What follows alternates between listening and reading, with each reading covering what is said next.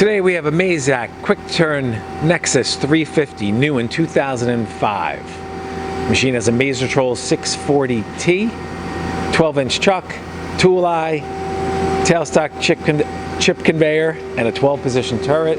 Spindle is currently running at 1,000 RPM. That's 1,600.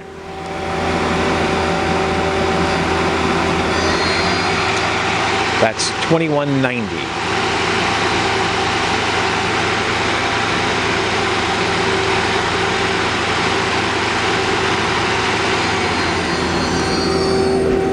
All right, now we'll index the turret. As I said, 12-position turret.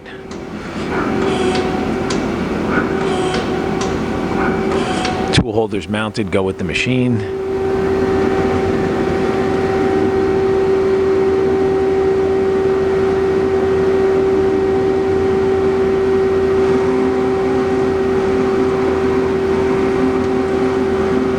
Axes sound good.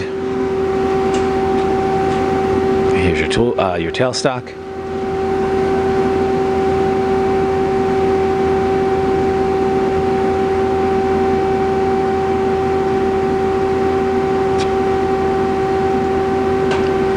Tool eye.